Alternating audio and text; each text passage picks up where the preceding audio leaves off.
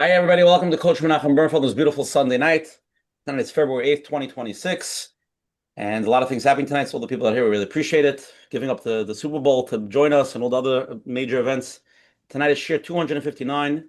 First, I want to thank everybody for joining us, as we say every week, for being part of the Sichos Chaverim, a place to talk through important Yonim. And as we know, we're here already in our sixth year, and Baruch Hashem keeps on getting better and better. If anyone wants to join our WhatsApp chats, please WhatsApp me at 732-314-1710. I can send you the link for the community chats. I'll post it as well in the Zoom chat. Or you can go to menachembernfeld.com to his website and sign up for the weekly emails. And every time Menachem sends out emails about the speakers and the replays, you'll get notified as well. For all the people that are watching this on YouTube, you can click on the subscribe button. You can also click on the like button. So every time Menachem posts a video, you get to know about it. And I want to thank you to all the advertising sponsors, Lakewood Scoop here in Lakewood, and Ellie and Ariel, hold on, and Ellie and Ariel for Five Town Central, and Chayla Kaufman for JCM for the Jewish Contact Network for always promoting us on all the digital Jewish platforms. Tonight's shir is shir 259. We're going to start off first with our co-host, Rabbi Arnoyach Fried, to give us the gematria for 259 tied into Rabbi Eli Deutsch's topic tonight. Here we go. Shalom Avracha, everyone, to Zoom share number 259. The hamster wheel of love, breaking negative patterns that keep you running in circles. One may wonder, why would someone keep breaking negative patterns and run in circles? Well, there are many fears involved. People are scared to try something new. They are scared of change. They'd rather just keep on doing negative things as opposed to change, simply out of fear. One must realize that Hashem protects us in each and every way that he goes and that he can be successful, which leads us up for tonight's gematria 259. Hashem yogein aleichem. Hashem will protect us. Beautiful. The gematria. Really appreciate it. Okay, let's start off first. The Coach Menachem show is sponsored by OKClarity.com. OKClarity.com is the largest mental health and wellness directory in the global Jewish world. So any person to get a therapist, nutritionist, and yes, even a coach. Coach Menachem is there. OK Clarity has an amazing WhatsApp status with over 10,000 followers. Menachem will send out the links with all the information how to join up there. Join it. It's a great place, especially if you're in the mental health.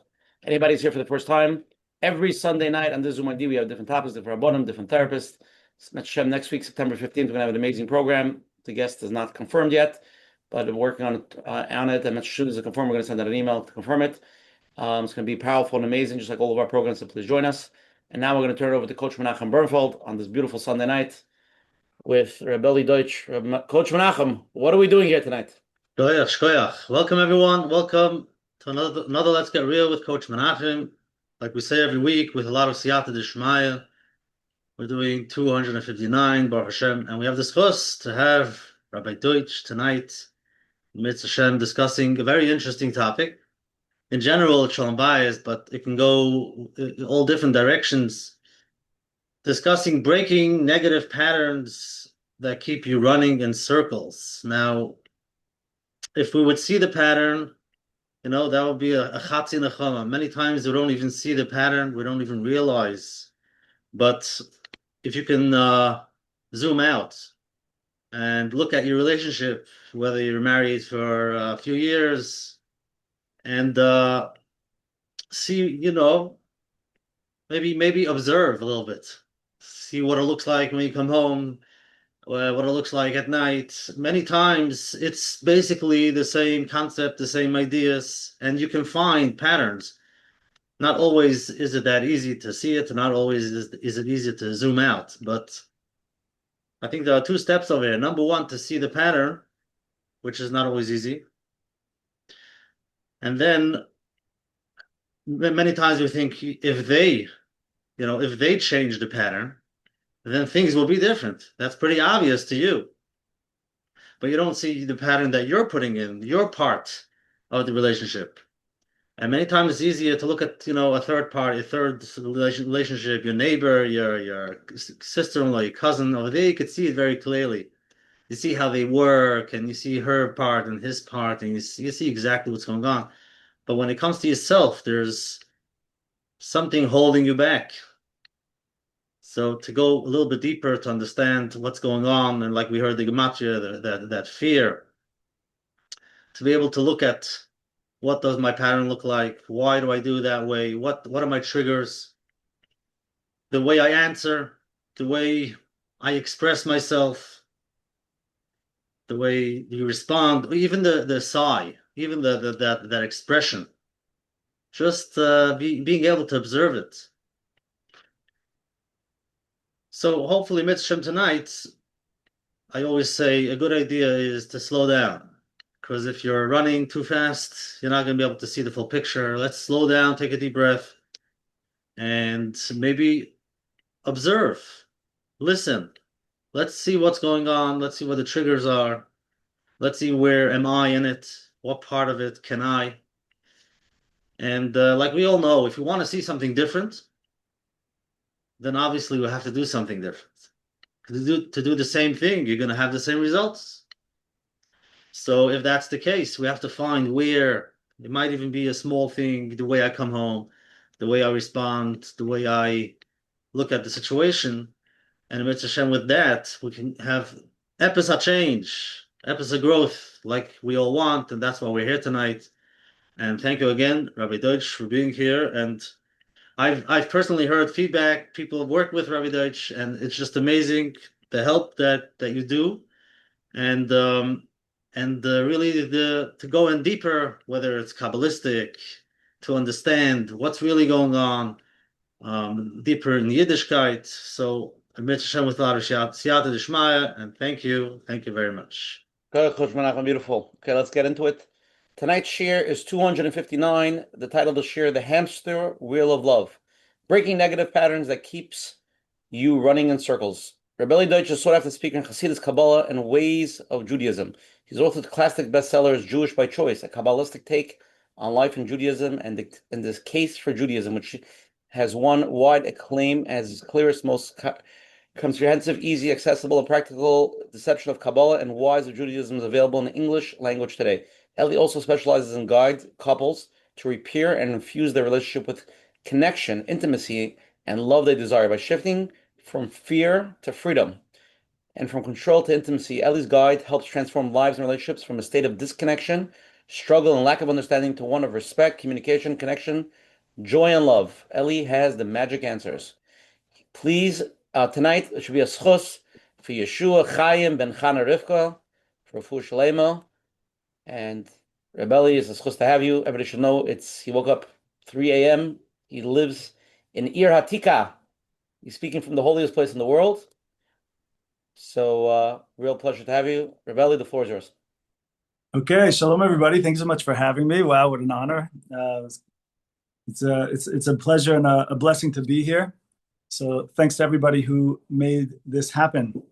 So let's jump right in, right? The topic is about breaking cycles. And the picture that I have when I think about cycles and I think about these patterns is what often happens for many couples is these conversations or these arguments that just happen over and over again. The never-ending argument that people going back and forth, couples going back and forth, end up having a 2-3 hour conversation back and forth into the wee hours of the night and end up having a miserable day the next day. That's at least what I think of. Of course, these patterns can be happening in many ways. And the question is, what is underneath that? Now, of course, everybody has their patterns, their habits, their personality traits, which are really a collection of many things that have happened before and things from childhood, etc.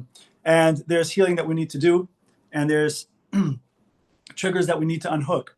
But one thing that I find is that if we were to step forward into what I like to call the male-female dynamic, that would help a lot, right? That would help a lot, because a lot of times what we are looking for, there's two things. We're looking for, what do we want to feel in terms of ourselves as we relate, and what are we also looking for in order to receive from others, right?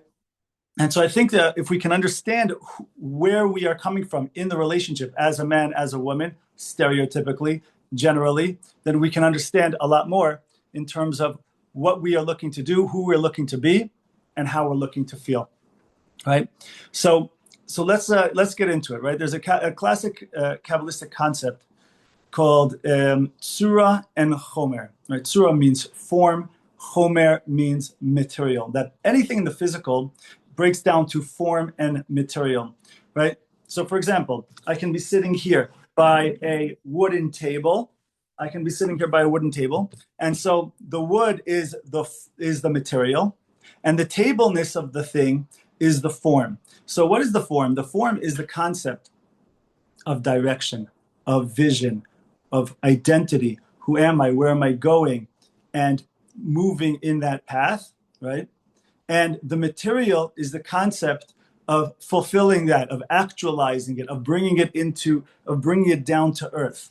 Now, the Maharal of Prague explains that this is the concept of masculine and feminine, right? And what that means, and the way I see it and what I've developed based on this, is understanding, okay, so what is the masculine concept? The masculine concept is going to be all about giving forth energy in potential, right? And the feminine concept is going to be about receiving that energy in potential and actualizing it into something real. So what that means is the masculine energy is about initiative, is about follow through, is about vision, is about direction. And that means that the elevated side of the masculine power in a person is going to want to feel itself in this way, right? And the feminine side of things, right, is the concept of being able to receive that and be open to receive it and then do something with it, right? So this is going to be the power of, for example, the power of vulnerability, the power of actualization, the power of unification, the power of alignment. And so often what's causing us issues is when either we don't have confidence in the other person in terms of doing this, or we are falling short in being the elevated version of that we want to be. And so when we are in relationships, what we need to do is, I believe, and what's a big downfall for a lot of people, is to be able to step forward in these arenas, right? And the problem with this is there's two basic problems that I come in contact with, which is essentially either immaturity, not stepping up, or also fear that the other person isn't going to hold where they need to be. But if we can go ahead together, ideally, doesn't need to be, but ideally, if we can go together and take steps to put forward who we need to be and what we need to be and how we need to be, then we can pull that off. So what does this look like, right? First and foremost, let's talk about the masculine power of giving forth, right? So that means that first and foremost, I want to be clear on who I am, on what my purpose is, on the direction that I'm going in, on what I'm about, and follow up on that. I want to be my brand in the relationship, okay? And so this also means being able to be giving of self. What does giving of self look like? Giving of self means I'm not just talking about giving things, right? It means to be able to get past the surface that I'm experiencing and follow through in terms of being the person I want to be, independent of what the other person is doing in this particular moment, right? I give you an example how this plays out. Actually, let's take it away from couples for 1 second. Let's look at how it plays out with kids, right? With kids, you can see that if you ever see that episode, like an episode of a kid, getting upset and saying to the parent, "You don't really understand me," and then thump, thump, thump, thump, thump, goes up the steps, slams the door, right? "You don't understand me." What is that kid saying? That's kid saying, "You don't really understand why I'm really good. You don't understand why I'm really at my core a good essence." So if we can get past what that kid is showing us externally and get in touch with, like what Rabbi Nachman talks about, the Nekuda Tova, the good point, see how that person, to be able to see the soul and the godly goodness instead of the show that the kid is showing on the surface. So then that's the kid who's able to feel like the parent really gets, that parent really gets me, right? And so what does that mean, though? That means for the parent that's doing that, for the person that's doing that, they're able to get outside of their initial response, which would be receiving, to be a person who is in a state of giving of self, right? And when a person's in a state of giving of self, that means that there's an energy and there's a follow through. Now, the feminine side of this is the power of vulnerability. The power of vulnerability is often gets a bad rap. The power of vulnerability, people believe that vulnerability means weakness, but we're going to see really vulnerability is coming from a place of strength, right? For example, imagine you have a person who goes out on a first date, and that date at the beginning, the person is like, listen, I don't know how's the other person going to react. Are they going to like me? Are they not going to like me? So they start curbing themselves. They start curbing who they really are. And because of this, right, they really lose their authenticity, right? And when they lose their authenticity, there's a feeling of lack of connection. Now, is that coming from a place of strength, or is that coming from a place of weakness? Obviously, that's coming from a place of weakness, and the person is not being vulnerable, right? So just flip it around. If a person goes out on the date and they're like, look, I don't know if this other person's going to like me, but hey, might as well put my real self out there and see what happens.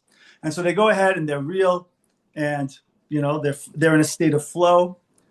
So that's the person who's going to be open to be able to be connected to. But that person is coming from a place of strength, correct?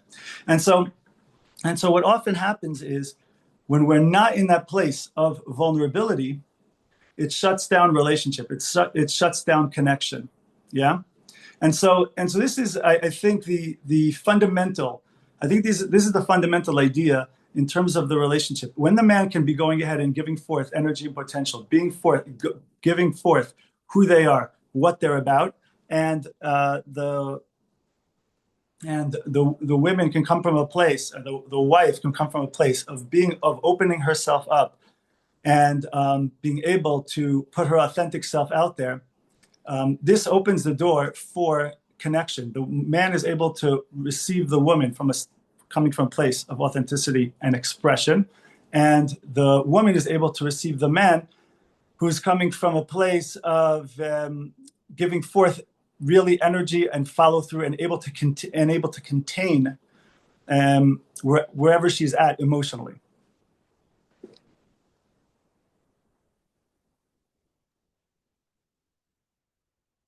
Okay, do you want to stop here? Or you want to go into questions? Yeah, let's go. Let's see where it goes. I think this is the basic foundations, and then the question from here is, there's many places we can go from here. Okay, let's take that as the opening, and let's jump into it. Okay, we're gonna take a poll. 3 questions here. Everybody answer to the best of your ability, and after the polls, again, anybody wants to ask a question, you have Rabbi Eli Deutch over here. Anything, text to me. Live questions go first. Here's the first question from the polls. Which dynamic do you notice more in your relationship? 4 options. One of us moves towards fixing, the other towards healing. Option 2, we both try to fix and miss the emotion. It means very technical. We're trying to fix the problem. Or opposite, we both feel deeply but avoid structure. Or 3, I never thought about it in this way. Second question, what do you think causes the most tension in relationships? Say in your relationship. Number 1, unspoken expectations. Number 2, emotional triggers from the past. Number 3, different communication styles. Number 4, fear of being vulnerable. Third question, what makes vulnerability hardest in relationship? Number 1, fear of being judged. Number 2, fear of being misunderstood. Number 3, not knowing how to express it. And number 4, what makes vulnerability the hardest in a relationship is feeling like I have to stay strong. Okay, everybody vote, and then we will share the results, and then we'll do Chazara with Rabbi Eli. Again, please text us your partners if anybody has any questions. Remember, live questions go first.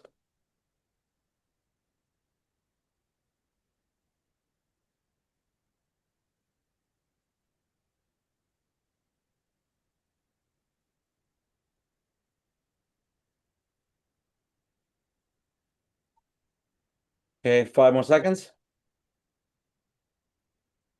5, 4, 3, 2, 1. Here we go. First question, which dynamic do you notice more in your relationship? The number one answer, people are saying 40%. One of us moves towards fixing and the other towards feeling. So there's always this miscommunication when there's a issue. 12% say we both try to fix and miss the emotion. 26% we both feel deeply but avoid structure. 20% I never thought of it this way. Rabbi Eli, what do you think of the first question? So I think that this is pretty standard, and that it's kind of a I don't know, it's like a meme already that men look to fix, whereas women a lot of times want to be heard, right? So if someone expresses something, the man is looking to fix it, and the woman wants to be heard. She's not necessarily looking for a solution all the time, or looking to have an answer, whereas a man would be looking for the opposite. Why would I be saying an issue or a problem if I don't want to solve that issue? And so this is a classic example, actually, of the male-female dynamic that I'm referring to here, right? The masculine concept is the concept of having a direction, having a vision, looking to go ahead and to follow through, and going to a certain place. Whereas the feminine concept, that concept of vulnerability, is the concept of being in flow, being in radiance, being in the moment. And so that there would be an aspect of experiencing the feeling there. So pretty standard split there. Second question, what do you think causes the most tension in relationships? 24% unspoken expectations. The number one answer, 36%. Emotional triggers from the past. Everybody feels triggered when they feel it's from the past. 18% Right. different communication styles, 22% fear of being vulnerable. Rabbi Eli? So I would say a couple of things here. Firstly, emotional triggers from the past is definitely very prevalent. I think that aspect of fear of being vulnerable, to be honest, I think that's underrepresented here from what I feel. Perhaps people don't realize. A lot of times people also don't realize that that's what's going on. But emotional triggers from the past. Here's the funny thing about triggers, or the way it's spoken about in modern society, is people will say, you're triggering me. What you're doing is triggering me. But really, of course, the idea of a trigger, which is awakening a previous trauma. So that means to say then that the trauma is something that's from the past, and therefore what's happening now could be something that's very normal. It could be something that's totally fine, or maybe something that's a little bit off. But because of the trigger that's attached to that trauma from previous times, so then the reaction is way over the top. What that means then is not that we point outside of ourselves to tell everyone else, or to tell our spouse, that's it, that's triggering, you got to stop, or whatever. Maybe in the moment, yes, and they should be understanding and empathetic. But it's really on us to unhook those triggers and to heal those wounds from the past, right? And this is something I believe that's lost in modern society, at least outside of the Jewish world. There's a big focus on everybody stopping everyone else from doing or saying the thing they want to do and say, because how it affects me. The truth, of course, is that will never work, and it's also not reasonable. The thing that we must do, of course, is look within and heal that which is coming within. If you have someone, imagine you have a spouse that's going off the handle. Imagine you have a woman who's married to a man that's gets very volatile because of something that happens or something that's said. So of course, at first, maybe it'd be nice if she'd be like, okay, I understand he's triggered from past experiences. Be empathetic. Okay, I understand that you feel this way. It's not your fault. It's based on what happened to you. Okay, but how long will it take before she says, listen, I see I get it. Maybe it's not your fault, but if I'm going to have a relationship with you, if we're going to have a healthy relationship, you got to take care of this stuff. You got to heal this stuff. It can't be that we're walking around and basically you have a bunch of landmines, and I'm dancing around on a bunch of landmines that are within you from your upbringing. And so this is something that's obviously extremely relevant and prevalent, like like the poll demonstrates. I think it's also worthwhile about speaking a little bit about fear of being vulnerable. That's the next question. We'll pick that up in a little bit. Okay, go ahead. Yeah, I just want to say but the trigger is like, I once said this line as a joke, but it's actually a very true comment. Somebody was saying something to me and he came over to me and said, what you said, you should just know, triggered me, like to tell me that it was triggering. I said, I respect it. I'm letting you know that you just telling me that triggered you just triggered me. So like, where does the trigger, you know what I mean? Like everybody feels like they have like a reshus because that trigger, like everybody shuts down, but it's really something for you to work on. It's not something that you could say, hold up a sign that I have a trigger so everybody has to walk on eggshells. Last question. What makes vulnerability hardest in relationships? The number one answer, 33% of people fear being judged, followed by 30% fear of being misunderstood, 27% not knowing how to express it, and 10% feeling like I have to stay strong. So it seems like the fear of being judged and misunderstood is like the number one overall answer. But Yeah, I have a different one. I think fear of being judged, I would have worded it differently. I would have put it as fear of being rejected, right?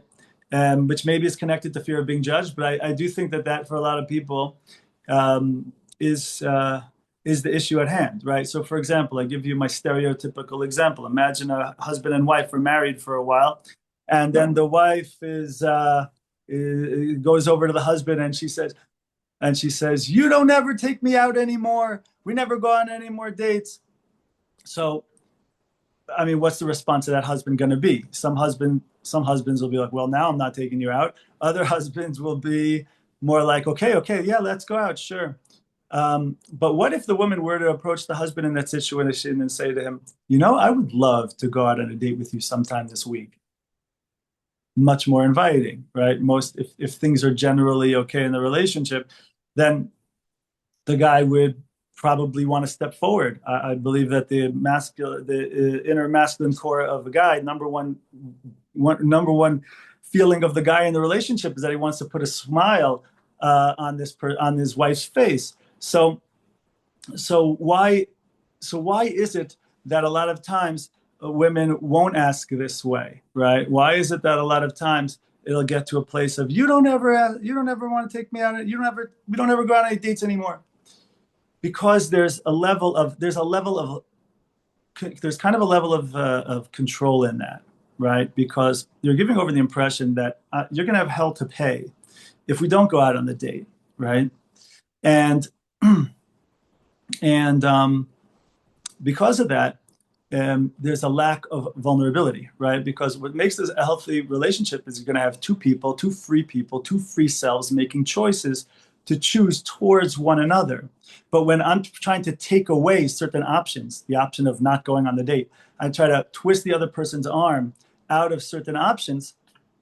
So there's a loss in the connectivity of that relationship, right? There's a lack of vulnerability there, right? Vulnerability means I put myself out there. It doesn't mean I don't say anything. It doesn't mean I don't express myself. It doesn't mean I don't express my emotions, my desires, my wants, my needs. But it means I express them in a way where I'm sharing, but I'm not locked in to the result. That's the difference between expressing and sharing on the one hand versus controlling on the other hand, right? If I can express and share the thing that I want, the thing that I desire, without being attached to the result, okay, that's great, that's awesome, that's healthy, and we should all be doing that. But if I'm attached to a result, so then I've now stepped into a realm away from authentic expression and into a realm of control. And the truth is that every time we make a choice we speak or express ourselves or communicate in a way of control instead of a way of vulnerability, we lose we lose connection in the relationship. We lose emotional intimacy in the relationship. Because again, what makes relationship is two free selves making a choice towards one another. When we take that away, so then there's a certain lack of connection that takes its place. So we should understand that in calculation and think about it like a math calculation. There's no way to get around this. There's no way to cut corners on this. To the extent, anytime that we are making a choice away from vulnerability and towards control, we are taking away, we are chipping away at the emotional intimacy of our relationship. That's a very big and important klal. And I find it to be extremely relevant in dealing with couples. And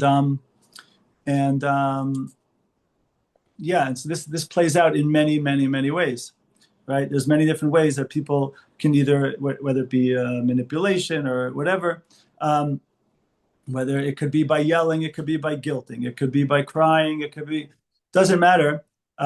Again, there's a difference between expression of authentic feelings versus I need the result to be this thing. If not, I don't know what I'm going to do. If not, I don't know what's going to be. So that feeling, right? That feeling and that fear often leads us to abandon healthy communication and step into unhealthy control. When we are able, instead of going to control, if we're able to feel that fear and lean into vulnerability anyway, that's where the magic happens. That opens the door to real connection in the relationship, right? And this is so relevant, and I'll tell you why. Because the more that the control takes place, let's say, especially if it's women to men, right? Especially if a woman is talking or communicating in the way of that's and the man is allowing it to happen as well and falling into it. So when that happens, it's not just about going out on a date. That's just one example. When that's the dynamic, it's happening over and over and over again. It's happening numerous times a day. When that becomes more or less the dynamic in the relationship, so that man over and over and over again loses a piece of himself, loses a piece of his. Remember, what's the masculine all about? It's the concept of direction. It's the concept of following through. It's the concept of having who I am, where I'm going, and pushing forward in that direction. The more a person goes against his inner voice, or goes against his domain of, the choices that he wants to make, because he's afraid that he's going to have hell to pay or whatever else it is. So when that happens over and over and over again, this person becomes a shell of himself, right? And even though the woman is getting the different things, maybe some level of the different things that she wants, of course, she's not getting the highest level, right? Even she knows that there's a certain, he's not choosing from the higher side of himself. He's allowing it to happen. The more, and that happens over and over again, then she also feels like she doesn't have a man. She's also not happy in the end of the day when she's successful with this. By the way, the flip side is also true. If men try to don't like that their woman, let's say, is expressive or emotional, or she can be emotional at certain times, or in his mind, in his way of looking at it, not rational about certain things. So the more that frustrates him, and he does things to try to control her and put her in his box of being rational and not expressing emotions, or being rational and making all things happen the way he thinks it should be. So when that happens over and over again, after a while, even though the worst thing that he could do is be successful, because then after a while he looks at her and says, you know what? I'm not feeling the same way I felt anymore. What happened to that emotional excitement? What happened to that vulnerability? What happened to that expressiveness? What happened to that flowy nature? What happened to that radiance and that glow? That is gone, because it's a midah. It's a midah. You can't chop off half the midah over here and then expect it to still be present over there, right? It's kind of like in the story in the Gemara where the Rabbanim got together and did some kind of Kabbalistic thing in order to break the taiva for Avodah Zarah. So what did they notice afterwards? That now there's also no nevuah. Because it's a dynamic. It's two sides of one coin. You can't chop off the place that you don't like it and then expect it to also be existing in the place where you do want it to exist. And so the alternative for the man in that situation is we need to learn how to dance with the feminine. We need to learn what a woman is. We need to learn what the nature of a woman is, and to become okay with it, and to be able to expand of ourselves in order to allow it to be, and to dance with it, and to celebrate it, as opposed to trying to chop it and fit it in to the way we see things. Okay, let's get into it tonight. Again, everybody wants to ask a question, please text us Parnas. Let's go to the first live question. You're on. Hi, good evening. My question is, if husband is unhappy about something with his wife, and the wife is trying to have a conversation to see, what went wrong and what solution can be found, and the husband refuses to talk, and he just says, he just leaves the home. He just leaves the house because he is not happy about it and he doesn't want to talk. How would, and that's a consistent thing. How would you handle a husband like this? So I can only speak to you about, I can only speak to the questioner about the question. And I can say, okay, what can we do on your end? So then the only thing I would examine is how the husband is being approached, or when he speaks, is it received the way he intends, or is it, or are his words, perhaps are his words twisted in some kind of way? Again, I'm only speaking to, in this case, a wife asking the question, so I can only speak to her about what's going on her side of the street, right? It could be that there's something on his side of the street that's not okay. But so I would say, okay, are we asking the question or approaching conversation and communication in a way where he feels heard? And that doesn't necessarily mean even necessarily agreed with, but does he feel like it's landing? Does he feel like it's landing with you? And does he feel also like he's being communicated with in a way that he can actually express himself in whatever way he wants to express himself? A lot of times people in conversations try to kind of cut away certain potential things of what a person could say, wants to keep it within a certain options, right? There's a certain level of control there. I would take a look at, in general, in the relationship, what is the history of communication? What is he expecting what is the kind of response that he's expecting based on previous communication interactions in the relationship? Right. So that's it's variable. It varies on, your own personal situation. But definitely the way to also approach it is not in the heat of the moment. Also, that's an important thing as well, is if there's something going on right now and then you need to talk about it, he needs to talk about it. So then a lot of times that doesn't work. Emotion is high, that doesn't work. If we can find another time also to approach it when things are calm, also that can be helpful as well, in a way that is gentle, in a way that is open, in the way that's expressive, but also not limiting, not trying to box anyone in, and making sure not to misinterpret the person. A lot of times also people, a lot of times, for example, in this example, a lot of times, let's say women, the man will want to express something, and the woman has a certain vision of the different options of what she thinks is reasonable, and then she tries to interpret the thing that the man is saying within one of those options, as opposed to hearing really what he wants to say. So after a while, if a man isn't feeling heard or isn't feeling received, he feels kind of stupid within himself. He feels like kind of stupid, really sharing, continuing down that path. So I would look at that. I would look at what are the patterns of communication. What has he perhaps complained about in the past in terms of either not being received or the communication not being real. Sometimes people use that kind of language. And so I would look at that. And I mean, I guess I'm not sure, the specifics of the situation, but I would look at that. Thank you. Very good. So, like you mentioned, many times it's the result of trying to have a conversation in the past, and based on that, they might shut down.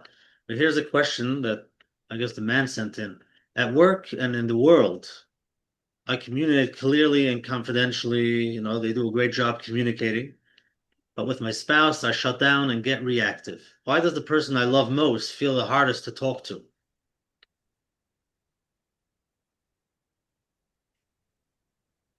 So he's asking himself why he's shutting down. He's aware of the pattern, and he's aware of why it's so hard for him to come into the room and communicate the way he does at work. Or I would say, is there a fear there? I would ask, is there a fear there? Does he fear that if he has something that he has to say, does he fear he's going to be looked at, and does he fear that she's going to look at him as he's stupid?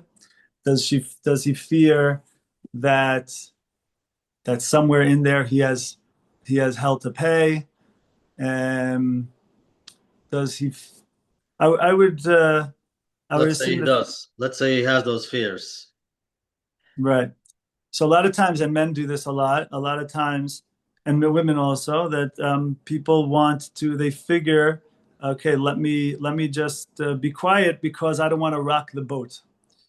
Problem is then we don't get to have realer or deeper relationship then. However, sometimes that requires learning the skills that we're talking about here, in order to build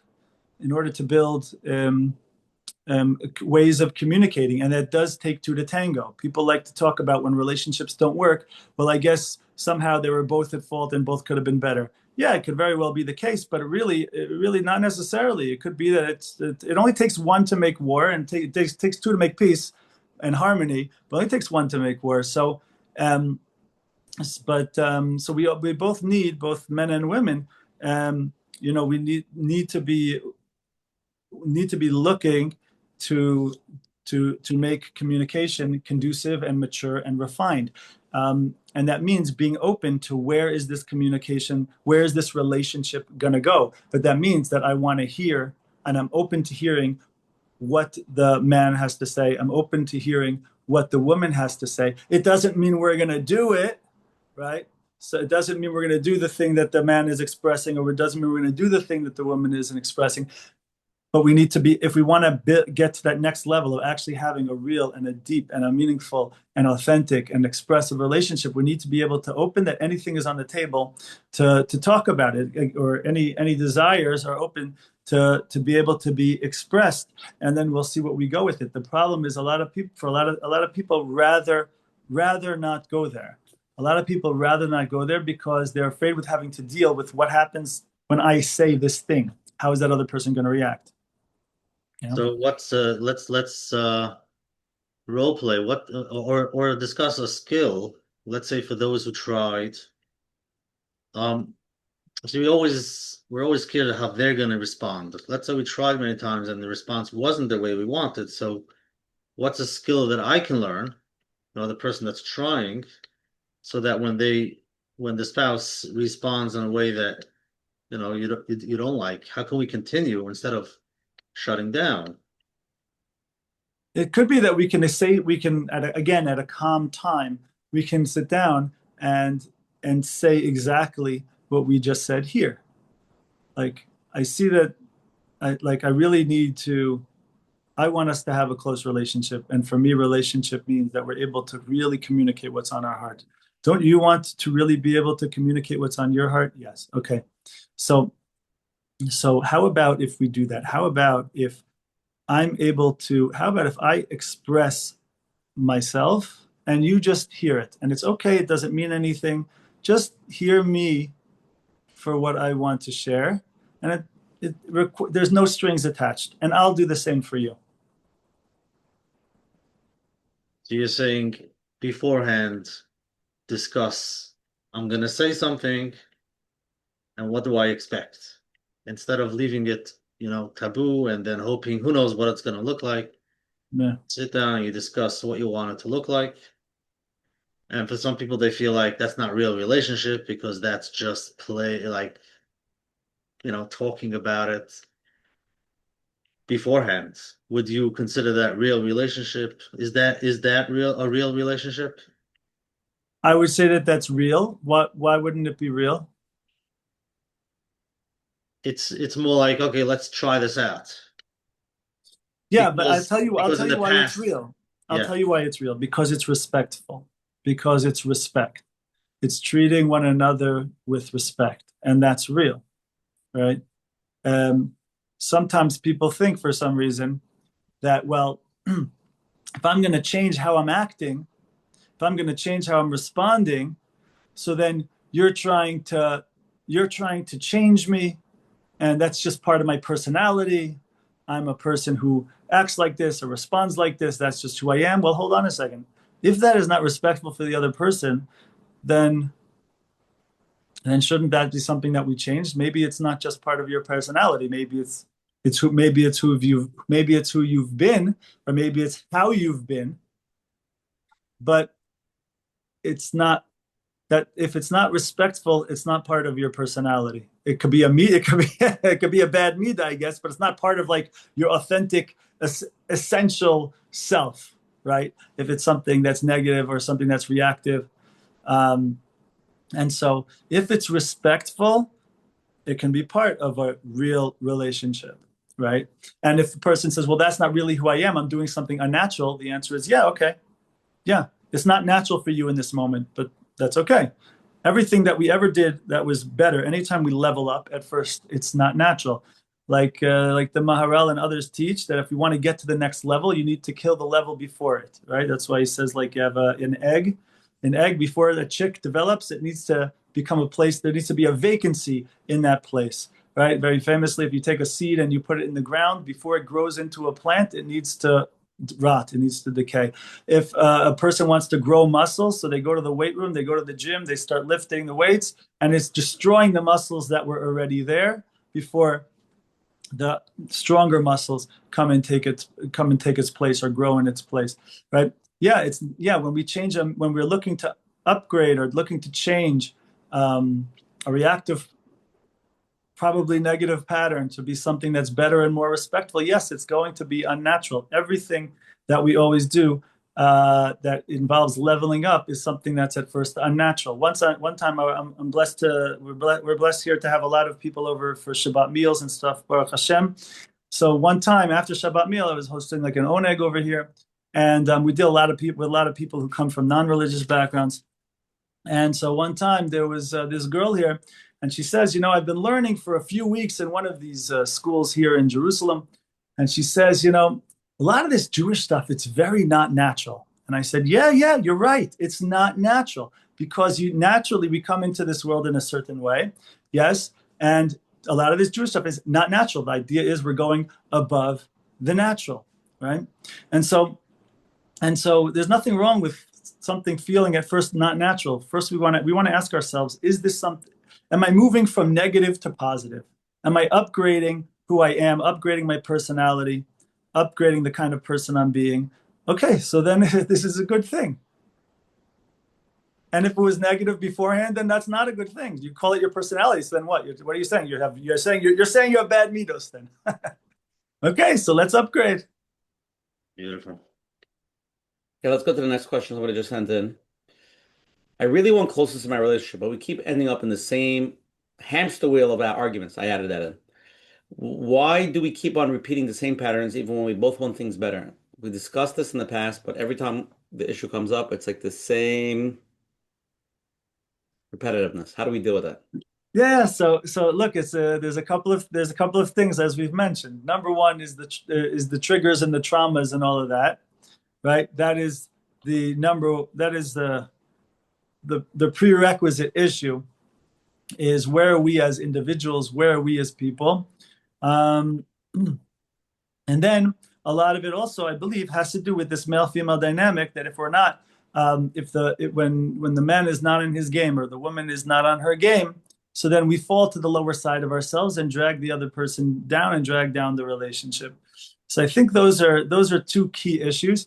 But look, there's many other things. There's also, for example, sometimes we interpret things in ways that are not really there. But again, that probably has to do with stuff from our past as well. But like, for example, certain things can happen and then we can make it mean things that it doesn't really mean, right? Person shows up late. Okay, so what does it mean? Well, it could just mean the person showed up late. Or you can say, this person treats me like garbage. They don't care about me. Would they show up late if it was a king? So, we can take we have to be able to get to a place, for example, just using this example, the difference between, let's say, a healthy relationship versus a non-healthy entanglement. One example of that would be, am I seeing what the thing is for itself, seeing what happened on its own, or am I implying and adding an interpretation on top of that thing that happened or that thing that was done? Right? If I'm adding an interpretation and getting all upset about that, so that's probably based on something from my past. But can I go ahead and actually just see the thing, the naked truth of the thing itself, without adding a lavush, without adding an interpretation or an angle of perception on it? Matter of fact, a good exercise for doing this, it's a little bit of a CBT kind of thing, is can you think in your own mind of just different things that could have happened other than the fact that they didn't care about you? Just think about other things.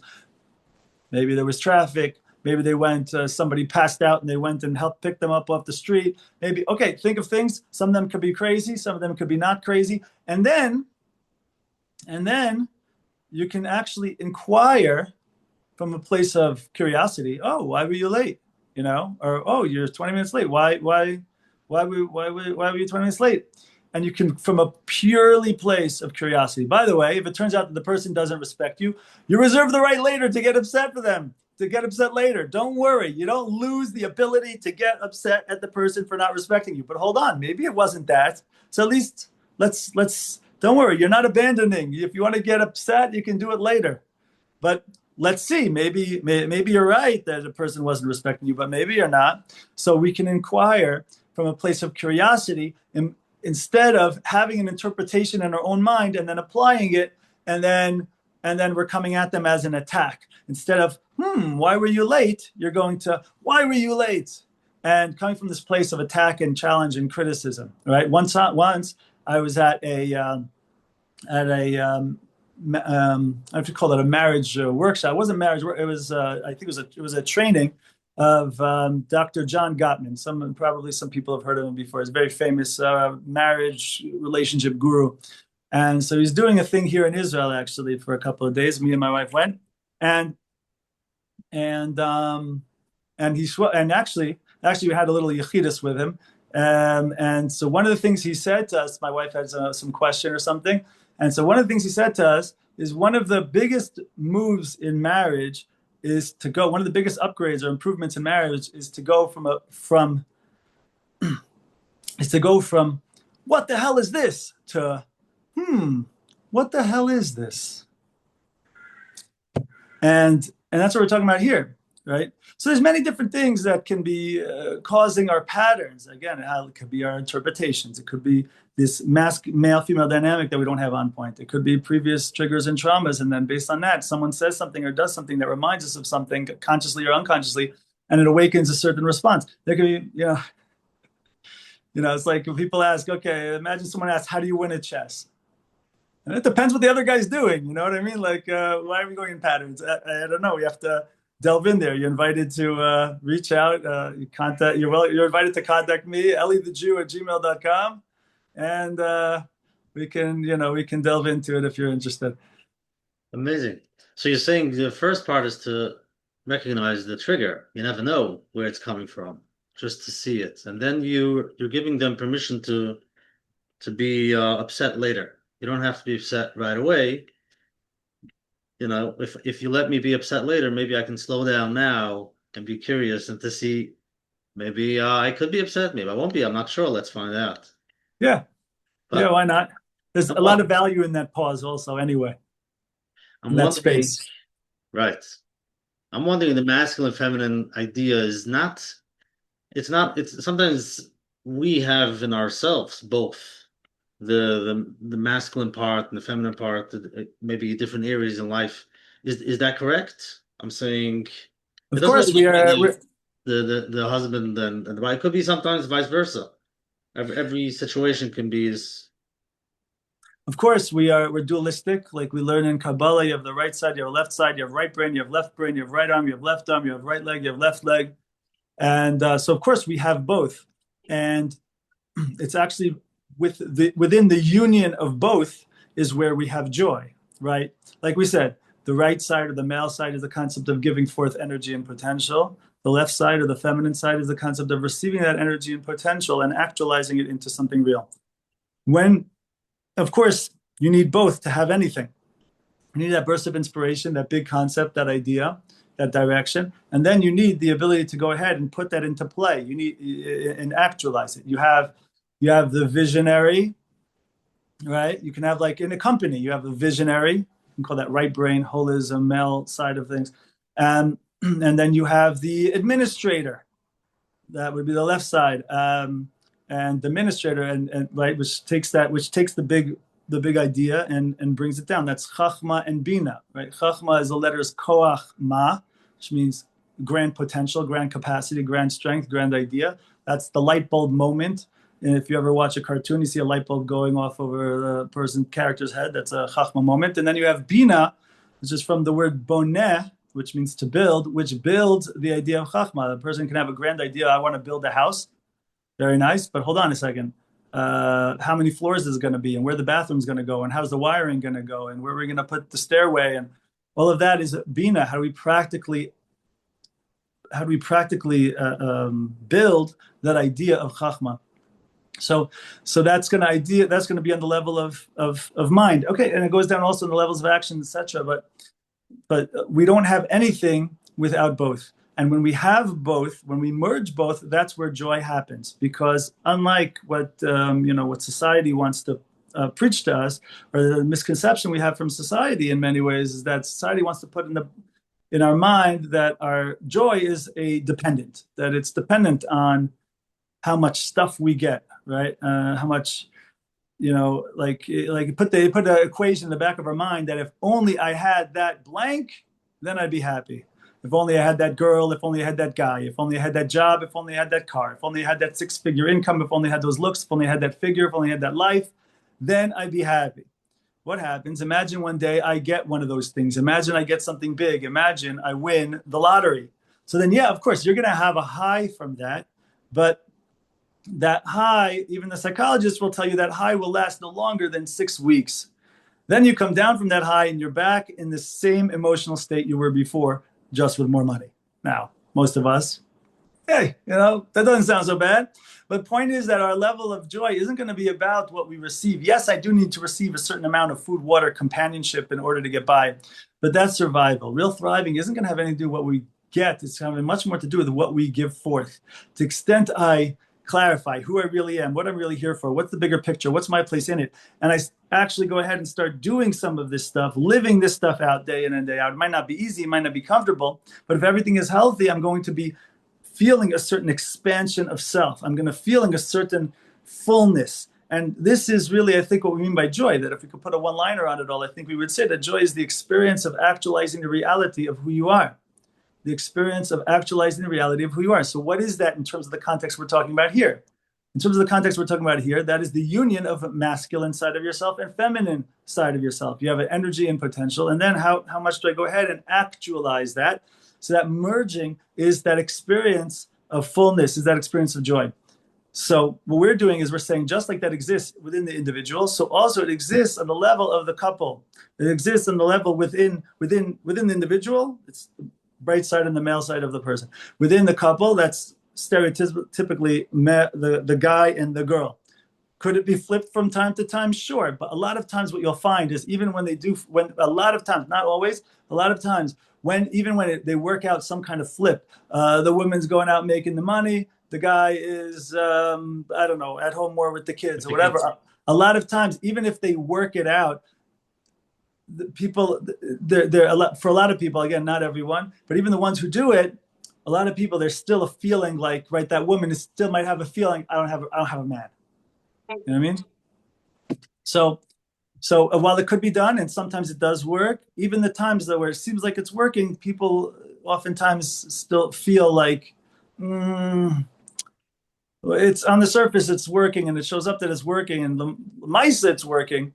And the pneumius, they feel like that woman feels like she doesn't have a man a lot of the time. You know what I mean? And maybe also vice versa. Maybe the man also feels like he's doesn't have a woman who's aligned with him or is flowing with him or whatever it is. But definitely more the other side. The woman a lot of times doesn't feel like she's a man. Yeah, go ahead. Let's go. We have a lot of live questions. Let's go. You're on. Oh, sorry. Apologies. Okay. Go ahead. I don't know. I don't see the questions. My bad. No Go problem, ahead. no problem. Go. Did I go? Yes. Okay. Okay, so I'll just read the message that I put in the chat and then I'll explain further. Okay. So I'm dating someone who like makes like jokes about people, like blacks, Polacks, sometimes makes comments like about women. And then he'll quote like this therapist, Jordan Peterson, who says, you know, someone would manipulate, like that's their thing. And also there was one thing, there was a chair that I had flipped over. I was like, and he moved it. I was like, he adjusted. I was like, oh, I wouldn't be able to do that. He's like, oh, that's woman. Like just like making these jokes or whatever you want to call them, these generalizations. I don't really like them. And then he didn't like that. He said, you know, in yeshivish circles, that's how people talk.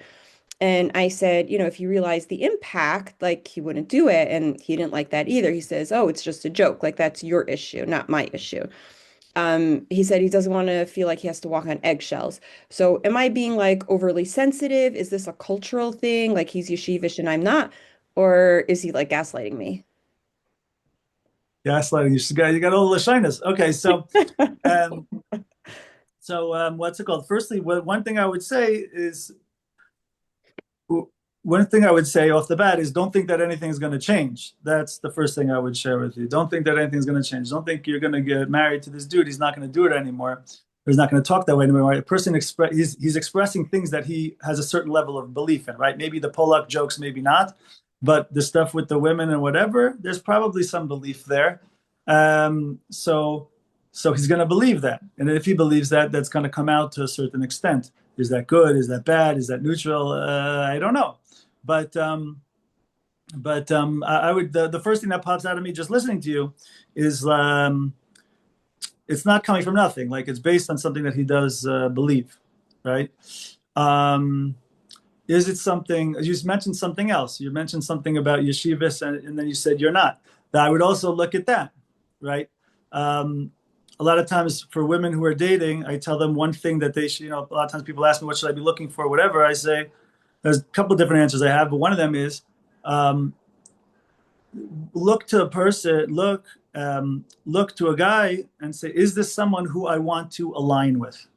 Is this someone who I am ready and willing and excited to align with, right? They used to call marriage getting hitched, right? When I want to hitch my wagon to this person. Do I want to hitch my wagon to this person? Is this person who I'm ready to align with? I'm ready to take on their path. I'm ready to support them in their path. I would look at it like that. A lot of times people will go into dating and say, oh, hey, well, this person, are we a match? So usually when people are thinking, are we a match? They're thinking at least 50%, maybe more, that I'm looking, that person's going to match me, right? Some women also are thinking about it, like imagine a wedding, right? And they're taking the wedding pictures, right? And so a lot of times, a lot of times there'll be women who their vision is they're looking at their whole extended family with them there, and then the man is there, right? The man oftentimes is looking at it like there's, and maybe not always, but a lot of times the man's looking at it like there's the picture of the man and the wife on their own. A lot of times the women are looking at it from a place of basically he's going to be my person within that family picture of my family. Mm-hmm. So that's not a good place for a man to be. So also I would think about it like that. I would think about this as well, right? Am I looking? Apologies for the background noise if you can hear that. I would look at it like, am I looking and excited, accepting of merging myself with him, of aligning with him, of being of support to him, of being a part of his family. I would consider that also, based on listening to you. I don't remember what the real question was, but this is just stuff that popped out of me. Yeah, no, I hear you about the alignment thing. I mean, there's other things that are good, but this is something that I'm just like stuck on. Like we almost spent the whole day talking about it. And it's not even just that. It's more, does he take, I don't know, like accountability? Like, I don't know. There's just like some stuff that don't, like making these comments. Now, he makes worse comments than that. But that he did take ownership for, and he said he would talk about it in therapy. He definitely has issues with women. So the other comments are whatever. I won't even go into it, but that are more severe than this. And I just told him, I was like, it's weird. Like people just don't talk like that. and, Look, a lot of people like to ask like this. Would you like your kids to be like this dude?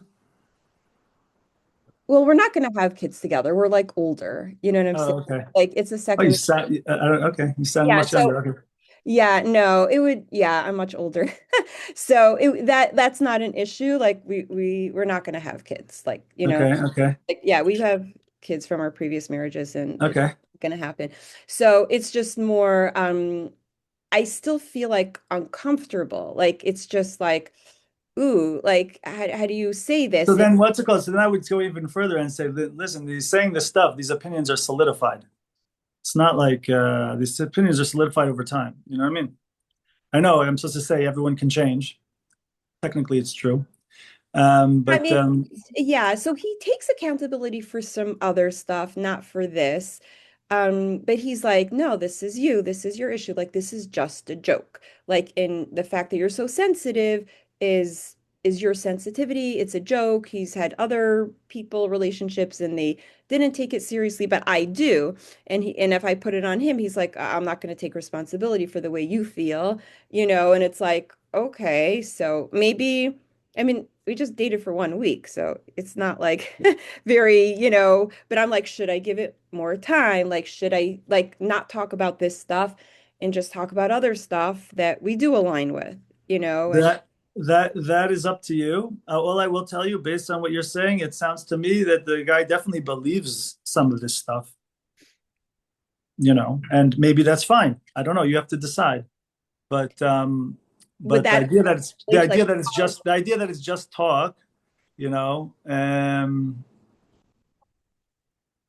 I don't know. Well, I don't know about that. If he doesn't change, are you willing to go into this knowing that he's not going to change? Maybe he will. no, no, he's not. He's not. He made it very Good. this thing he's not changing. He told me he's not. So that's very clear. The question is like, am I being overly sensitive about this? Well, again, so then we go, Rabbi Deutsch, maybe you can help us. Let's say somebody's married and they have this situation. How would you guide her with the husband, triggering? I'm sorry, Connie, we're taking it to somewhere else, but helping somebody that's married in a situation like this. I would go into, if I was dealing with them, I would go into the comments more and see, okay, which comments are more kind of the kind that bite versus which are more a statement on more general statements like I'm trying to talk about here. I mean, some of the stuff I'm talking about here, people might be upset about. You know what I mean? I don't know what awakens for people sometimes, but it's not meant in any kind of negative way. So there are certain things which come off more negative, and there are certain things which are going to be in the realm of more neutral. And I would definitely tell the person to, at least in the stuff that comes off negative, I would tell them like, look, you on your own, you want to be a good person, you want to be a good husband, you want to be whatever. So like these things which cause pain to your average person. So maybe it's not the right thing to talk in this way. And then maybe also discourage the other stuff. But it's okay. People can also talk and people can also have an opinion and people can also say what their belief is. But if there are things that are more on the nasty side, so why do you need to be nasty for? It doesn't matter. It's true. It's not true. It's not relevant. It's an undertone of not nice, whatever it is, right? So again, if you're good with it, great. If you're not, it's also great. It's your decision, but it's the undertone. Forget about what the actual comment is. Let's go to the next live question. Hi, I wanted to know what could a wife do if a husband frequently retreats into himself, and is no longer present in the relationship for any amount of time, and it's not due to anything that the wife did or didn't do. It has to do with his own trauma. And the times where Can you explain an example so we can understand? not really an example, just he could be very, very present and in the relationship, and it could be a great dynamic, and then there'll just be periods of time where he'll, I guess, more distracting himself and more. What period? How much is the period of time? Usually not necessarily specific. No, It but can I'm be saying different. we're talking about a few hours, we're talking about a few days, we're talking about for a month. No, it could be a week or two. I don't know. I wouldn't make the biggest deal about it, meaning like it is a semi-normal thing for a man to appear this way to a woman, to talk less, to be more, men need their time in their cave, that kind of thing as well. And I would just say to be inviting. I would say to be inviting, to be soft, and to not attack him about it as much as possible. You can check in with him. Everything okay? What's up? But I definitely wouldn't become a nag. That's one thing I wouldn't do. How frequent is normal for it to happen, and for how long? Like, I don't know, but if the person does have issues and all the traumas and all the other things that people are popularly like to talk about these days, so if the person can, if you think, or if the two of you think that this is somehow, if this is at play, then okay, maybe he can look at that. Maybe there is stuff he's trying to distract himself from, and I don't know what he's using to distract, but if it's not dangerous, then some distractions are okay sometimes. I mean, the guy literally doesn't talk to you for a week, then yeah, maybe there's an issue there. But is that what we're saying? Is that we're saying the guy doesn't talk to you for a week?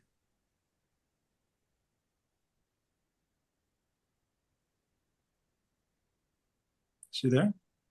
sorry, no, that's not what I'm saying.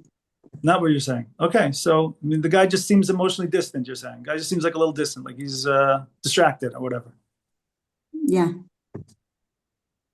I don't know. I don't know. I'm not sure. Maybe some of the other coaches here have something to share, but I wouldn't get too. I wouldn't get. More specific, they can reach out to you. Okay, of course, people are welcome to reach out. Every situation would be different. Yeah, that's true, 100%. Eli the Jew at gmail.com, and then you can hit up WhatsApp eventually too. But okay, one thing at a time. So Let's go to the next live question. Hi. Hello. Yes. Yes. Hi. I have. I'm speaking. Yes. Yes, you're speaking. Yes. Yes. Okay. Rabbi Deutsch, right? I'm pronouncing it right. I want to ask you a question based on what you said about trauma. Okay, so trauma is not easy. It's a difficult thing, right? It's a process. Different traumas, of course, to work through, right? In therapy and everything. My question is this: if the trauma is not healed totally or to a great degree, it will be continuously impacting the relationship a person is in, right? And future relationship, it's like a threshold that a person is, same threshold that a person is going to be trembling, right? Let's say, let's say it's a parallel something. Let's say, for example, a person's leg, ankle is not healed, right? As you're walking, right? I'm comparing it to life. You're always falling over. It's always like a vulnerable, right? a sensitive, tender thing. Yeah. Yes. And what if it's, for example, trauma that a person picked up in a relationship between their parents that was never addressed, and it's somewhere like unconscious. Yeah. You understand? Let's say I'm talking, from first person. Of course. Yeah. What you're saying is is very normal. So what's the question? I'm going to mute yourself. Unmute.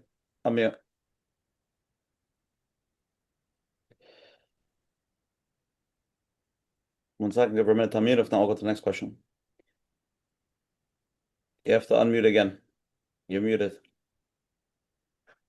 Okay. Yeah, there you are. Okay. Yes, pardon. So it has to be worked on, right? It's not, some things are, like a question answer or a question, Yes. but trauma, it's, Yeah, so there's a need that we need to, there's different ways, there are different paths, there are different modalities by which to heal trauma, right? So there's all sorts of different ideas about it and different paths, and the person ideally should find someone who can help them to with different modalities. Different people are experts on different modalities, different pathways to heal trauma. For example, there's inner child work, there's cognitive behavioral therapy, there's hypnotherapy, all sorts of somatic different things having to do with the body, connection with the mind, all sorts of different things that can be potentially different methods that by which we can approach these things in order to heal. And so, yeah, it's upon everybody to do their best to heal themselves. That's ideally before marriage, but the reality is that a lot of stuff comes up later. And so then within marriage as well, to be in order that we should be the most healed and upgraded version of ourselves and for our spouses and for our families and for our relationship with Hashem. Thank you so much. I appreciate it. Thank you. Thank you. Let's go to the next live question. Hi, how are you? Oh, hi. I really appreciate hearing the perspective from a man's point of view. It's super helpful. And so my question is, my husband and I both work at home. We've been doing this basically since COVID. And so we run into each other a lot during the day. And he is the type of likes his alone time. He likes to be in his cave, but he's a sweet, wonderful guy. But I feel like what comes up often is I'll ask him a question or I'll ask him to do something kind of during the day, and check in because we're constantly kind of running into each other. And it seems like I'll often annoy him. Like he had his earbuds in, he was listening to something or he was doing something. And it's very hard to know when to approach him. And I think that, what I'm hearing is it's not good to be controlling. And so, what's the best way to respond if when I ask him to do something or I ask him a question, he sounds like he's totally annoyed with me because I interrupted whatever he was doing. I feel like it's just hard to Yes. avoid it sometimes. And Yes. I get worse. So I think from listening to you, I'm realizing maybe I just need to back off, just give him space, just ignore it, just say, this is just how it is. Don't take it personally. Yeah. So firstly, let me just say that when, I started with this work, whatever, while it's, a long time ago. So the thing that they used to say to the guys was, come back home. Don't be a workaholic. Nobody ever was upset about on their deathbed that they spent not enough time in the office. That's why are you working till 10 o'clock at night in the office? Come home, whatever. Now it's flipped. Now it's not come back home. Now it's get out of the house. That's what we're saying to the men now. And I try to tell men to make sure they're out of the house at least 4 or 5 hours a day. And a lot of them have excuses. Oh, I have my work set up here. I have my 3 screens. I have my whatever. So I'm not quite sure what to do with that. But yeah, you run into a couple of problems. Firstly, a man needs to be out in the world. That's number one. Number two is also for the woman. A lot of women feel like they like their space is being imposed upon, is being infringed upon. I need my space. I feel like I'm being watched or observed, or I feel like I don't have my space over here. So it is a little bit of an issue. In terms of the specific thing that you're asking, I would say that, by the way, also, I think there's supposedly there's studies. Nowadays anyone can make up anything, but supposedly there are studies that when a person's in a train of thought, after that train of thought is interrupted, it takes 20 minutes to get back into that groove. Maybe it's true, maybe it's not. I'll just tell you, a lot of people, definitely a lot of men at least, I can't speak for women, but a lot of men at least, the way their minds work and to come out of it and then to come back in it, it's like a little, feel like they're becoming scatterbrained, okay? Or maybe that's an ADD thing, I don't know, but it seems like that's the general vibe. So yeah, I would definitely say also, by the way, men could take that a little bit as disrespect, right? Like I'm in the middle of something, you see I'm focused on something, and now you come in and like, okay, listen, obviously if it's important or if it's dachuf, it's urgent. So that's one thing. But men would take that as, to a certain extent, might also take that as the kind of disrespectful, right? Now, women might not take it that way, so they might not feel that way. But for, a lot of times also with speaking, it works that way too, men and women, in terms of how they view speech, right? A man, a lot of times will be speaking, and then let's say a man and a woman, a husband and a wife, they're talking. Man's talking, woman jumps in, completes the sentence. Man's talking, woman jumps in, completes the sentence. In a man's world, that's called disrespectful. In a woman's world, when women a lot of times talk amongst themselves, so they jump in, they complete each other's sentences. They're showing, I'm here, I'm with you. We're flowing together. It's not considered disrespectful. It's considered like, I don't know, we want to call it communal or chevrati. Or like we're having the conversation together. In a man's world, when you don't let the guy finish his sentence or finish his thought or finish his idea, that's considered to be for a man disrespectful. That's definitely something that's worthwhile for women, as they, women who are married or getting married, to really learn that, to be able to let a man, for example, finish his sentence or finish his thought. And it's worthwhile. By the way, a lot of times also women complain that men don't talk, which, by the way, number one, yes, there's truth to that. We know that women, of course, are typically more talkative, but you'll be surprised. Men would talk a lot of times if you'd let them finish, right? If you let them finish and then like wait a space, you could count 1, 2, 3, 4, 5 before you respond. A lot of times, even a man will even tell you when he's done with his idea. After he's done saying everything he needs to say, he'll then say, okay, that's it. Okay, I'm done. Okay, what do you have to say? And you'd be very surprised that he might actually talk if he's given the chance. But anyway, bring that to what we're saying here with the earbuds or whatever. It's a similar kind of thing. The man's in the middle of his thing, and so those, if especially this happening constantly, is happening every day or numerous times a day. Yeah, he's gonna feel like it comes off as a lack of respectfulness. It does. So that's something to consider. Now, maybe he doesn't want to say it that way because, whatever reason, it'll look bad, or he feels like it comes off bad or on him. But like that's probably what's going on, to be honest. Thing for communication, I'm saying, he doesn't want to look bad, but this is going on and on. So, if they could be able to communicate. There's actually somebody sent in a question, maybe you can relate. I find myself feeling unheard and misunderstood, even though we talk a lot. I mean, I discussed it with my husband many times. It seems like he just doesn't get it, and I kind of gave up. So this is like a great question. They're talking about it, they're discussing it, and she still feels he doesn't get me. What could be in between this, conversation that they just don't? Something's missing. Well, first thing I would say is kind of, to a certain extent, welcome to marriage, welcome to life. Like that, it's not that like to a certain extent there's we're going to experience that. It's potential definitely in some relationships. Like people do sometimes feel like they're somewhat missing each other, that the person doesn't get them. I would definitely say, I mean, this is one of those things like that might be a little bit more personalized, and I might need to go into more specifics, but like, okay, again, what is the way we're approaching? What is the language that's being used? Sometimes, I mean, look, for example, like sometimes in one person's world, something can mean one thing, and the other person's world, it means something else. For a woman could say, I remember in dating, a woman could say to a man, I'm not materialistic. To a man, that means one thing. To a woman, that means something very different, right? So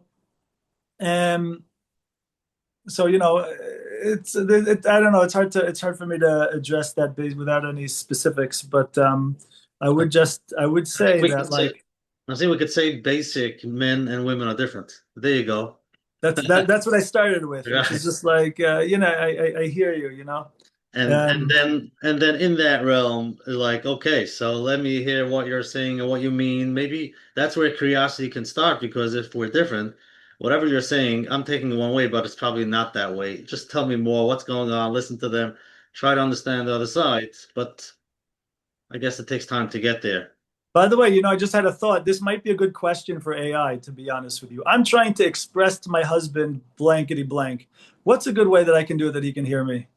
Oh yeah, our community is a little bit shooken with AI from last week, 2 weeks ago. We discussed. We're not sure where this AI thing is going, but yeah, Okay, people fine. are confused. Wait, we have a problem with AI? Is that what we're saying? Or? We're trying to figure out what the problem is, and until we want to have a problem with this. First, we have a problem, then we'll figure it out.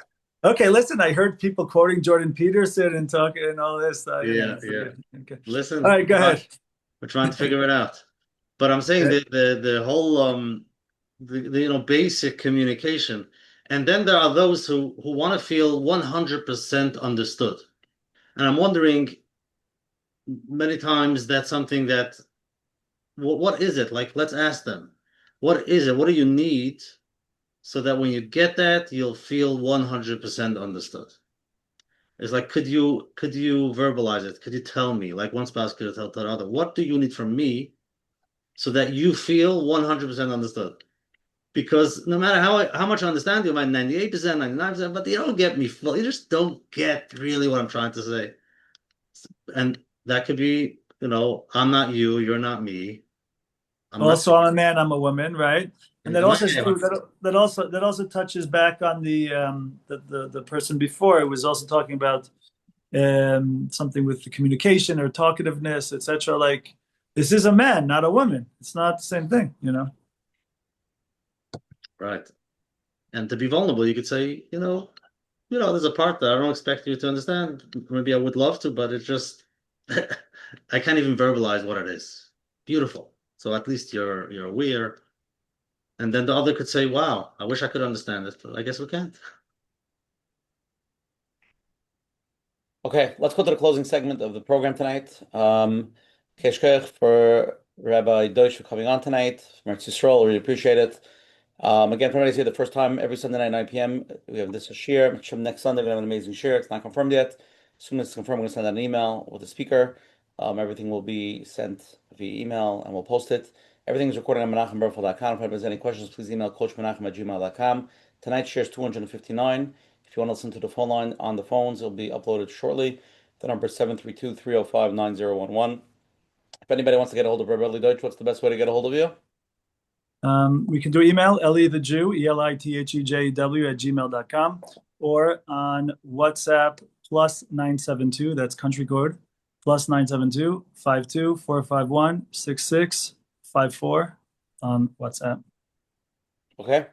Again, thank you to all the advertising sponsors, the Lakewood Scoop here from Lakewood, Elinara, Five-Town Chanterelle, Chaylik Kaufman from JCN. We'll go to the closing. Menachem will go first, followed by Rabbi Eli Deutsch. Coach Menachem, wrap it up. Beautiful. Thank you. Thank you, Rabbi Deutsch, for joining tonight. And we've done a lot of programs on Shalom Bayis, but to be able to go down to the basics, to be able to understand, dynamics, and Baruch Hashem, we've covered a lot. But I'm just thinking, like what we said before, like communication is a big piece over here. And if you feel a certain way, to be able to say what you feel, what do I need? And to see what the other, the response. Many times you don't like the way they respond. So you can try to put that on the table. Sometimes we put it on the table and we feel the rejection, we feel the feelings we don't like. So the question is how far we can go. But hopefully the hope is that if you can communicate and be vulnerable so that the other could understand, to see what is it that you need so that they can be there. That's the hope. And eventually, like we always discuss, tefillah, but there's the concept, there's something that I've read about, but the concept of loneliness is no matter how how many people you have, how many friends you have, and even if your spouse understands you, there's always that aspect, there's that little part inside of you that many times feels alone. And the truth is, it is alone. And I saw in the Sefer Haredim, he says, you were born alone and you're going to die alone. You get used to, I would say, relationship with Hashem for that little piece, for that little bit of loneliness that you can't fill up with human beings. You try your best, but there's that piece that sometimes you just feel nobody understands and just nobody can connect and what you're going through. And if you can sit there and connect to yourself, first of all, to hear it from yourself, that's amazing. Be there for yourself and then bring Hashem in. And that's like a real relationship because Hashem knows everything and he's there. So with a lot of siyata d'shmaya, Hashem should help us all in our relationships in general, in our shalom bayis, and mitzvah Hashem, we should be able to connect. Thank you. Rabbi Eli Deutsch, takeaways. Takeaways? Yep. Close it up. Takeaways, I think, are that I think the number one downfall, the thing that gets in the way for us is stereotypically, if for the men, it seems to be to me not putting forth energy with follow through and not being able to contain oneself in a healthy way. We need to be able to strengthen ourselves to be givers of energy and have emotional mastery over ourselves. And for the feminine, like we said before, the number one downfall I think that I find is this assertion of unhealthy control. And so to be able, when we're feeling that moment of like, I got to control this thing, to take a pause, take a step back, and to lean into vulnerability, put our authentic self out there, and then allow it to be. Whatever will be. You're going to be okay. Wow, thank you. Hey, thank you everybody for joining. Thank you, Rabbi Eli Deutsch, waking up so early. Really appreciate it. Not sure we'll see you next week. Same time, same place. Have a wonderful week. Keep warm. Take care. Yeah.